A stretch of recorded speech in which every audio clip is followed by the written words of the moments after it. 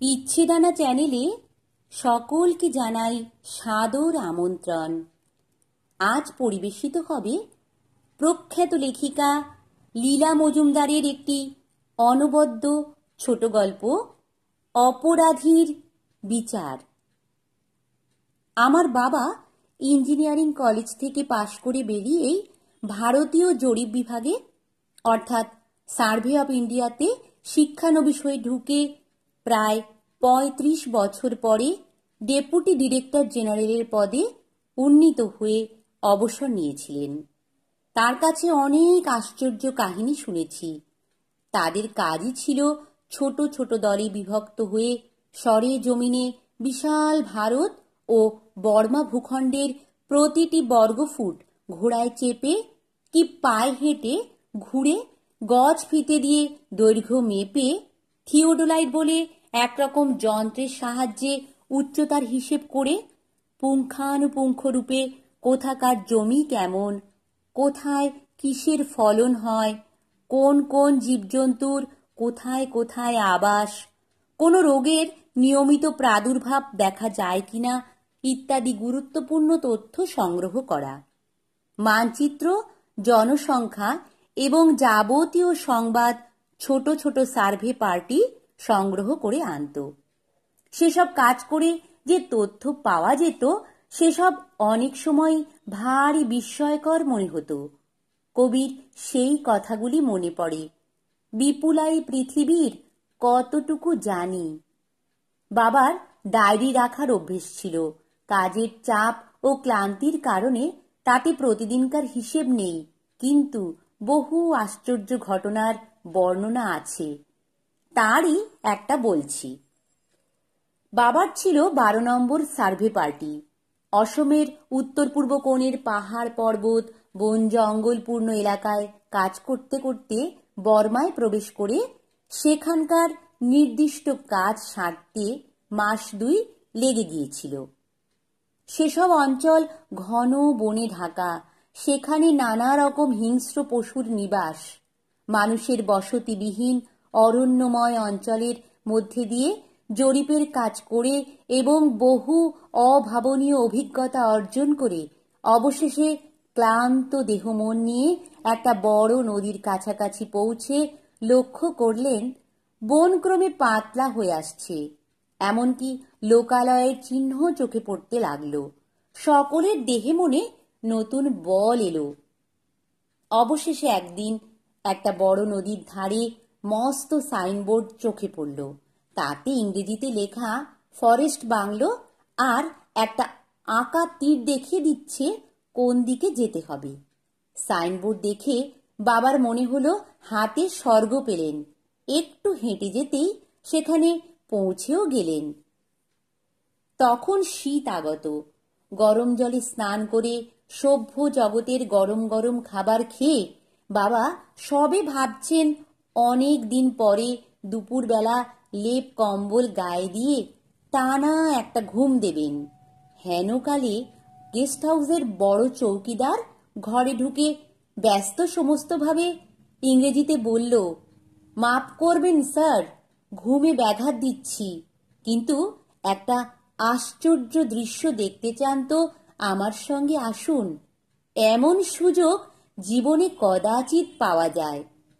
বাবারও তখন বয়স কম।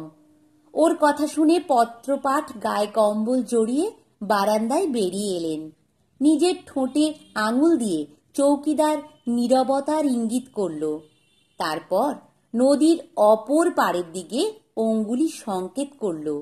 বাবা সেদিকে তাকিয়ে এক অদ্ভুত দৃশ্য দেখতে পেলেন। নদীটা খুব চওড়া নয়, বড়জোর ৫০-৬০ ফুটের মতো হবে, কিন্তু খুব গভীর আর প্রবল স্রোত। বাবা অবাক হয়ে চেয়ে দেখলেন ওপারে ডালপালা মেলে রয়েছে বিশাল একটা গাছ, যাকে মহিরুহ বলা যায়। শীতকাল আসন্ন, তাই প্রায় সব পাতা ঝরে গেছে।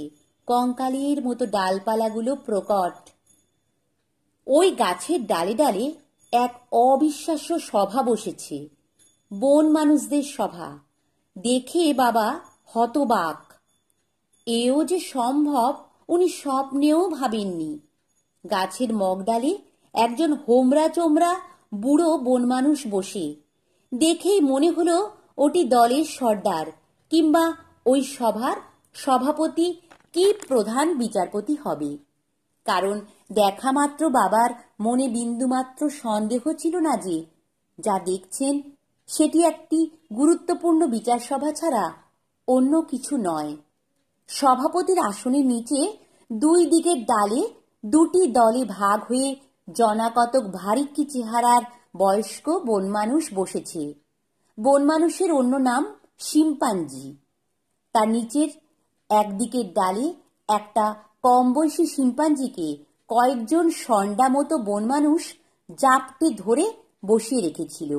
সেও পালাবার জন্য ছটফট করছিল। কাউকে বলে দেওয়ার দরকার ছিল না যে এই হলো আজকের বিচার সভার আসামি। গাছের অন্য ডালপালাগুলোতে মনে হলো দুই দলে ভাগ হয়ে মামলার দুই পক্ষের সাক্ষী সাবুদরা। মামলা হয়তো অনেকক্ষণ আগেই শুরু হয়েছিল এবং এখন শেষ কাণ্ডে পৌঁছেছিল। বুড়ো সভাপতি এবার সজোরে গলা খাকারি দিয়ে তার রায় দিলেন, আর সঙ্গে সঙ্গে আর্তনাদ করে আসামি দুহাতে নিজের চোখ ঢাকল। কিন্তু তাতে কোনো কাজ হলো না। এ আদালতে সম্ভবত আপিল চলে না। সঙ্গে সঙ্গে আদালতে উপস্থিত সকলে যে যার কর্তব্য পালনে তৎপর হয়ে উঠল। জজ এবং উকিলরা দর্শকের ভূমিকা নিল। সন্ডা সন্ডা পেয়াদা অপরাধীকে চ্যাংদোলা করে ঝুলিয়ে সজোরে গোটা দুই দোল দিয়ে ছুঁড়ে জলে ফেলে দিল, আর সঙ্গে সঙ্গে নদীর প্রবল স্রোত তাকে ভাসিয়ে নিয়ে চলল। অপরাধীও কম যায় না। সে যে অশুভ সাহসী এবং দক্ষ সাঁতারু, সঙ্গে সঙ্গে তার প্রমাণ দিল। স্রোতের সঙ্গে লড়ে সে বারে বারে নদীর ওই পারে উঠবার চেষ্টা করতে লাগল। কিন্তু যতবার হাঁচর পাঁচর করে সে ওই তীরে উঠে পড়বার উপক্রম করে, সন্ডা সন্ডা শিম্পাঞ্জি প্রহরীরা তাকে ঠেলে আবার জলে ফেলে দেয়। ভারী দুঃখ হচ্ছিল বাবার। ক্রমে তারা দৃষ্টির বাইরে চলে গেল। বাবা একটা নিঃশ্বাস ছেড়ে চৌকিদারকে বললেন, তারপর ওরা ওকে ফিরিয়ে নেবে তো? চৌকিদার মাথা নাড়ল, দীর্ঘ নিঃশ্বাস ফেলে বলল, বনের নিয়ম বড় কঠিন স্যার, দেবতাদের নিয়মের মতো। বাবা বলেছিলেন, বনের রাজ্যে দল থেকে তাড়িয়ে দেওয়া হলে প্রাণদণ্ডের চেয়েও তা নিষ্ঠুর। শুধু বন মানুষ কেন, হাতিদেরও ওই নিয়ম। অবাধ্য হাতিকে দল থেকে তাড়িয়ে দেওয়া হয়। শেষ পর্যন্ত তার মন মেজাজ এমন বিগড়ে যায় যে সে খ্যাপা গুন্ডা হয়ে যায়। তখন বনরক্ষীরা তাকে গুলি করে মেরে ফেলা ছাড়া অন্য উপায় দেখে না। অবশ্য আমরা মানুষরাও কম যাই না। যারা দলছুট তাদের বিষয়ে যতখানি লেখালেখি করি, কাজে তার সিকি ভাগও করি না। নমস্কার। গল্প পাঠ ভালো লাগলে চ্যানেলটি সাবস্ক্রাইব করে দিও, আর লাইক কমেন্ট শেয়ার করতে ভুলো না কিন্তু।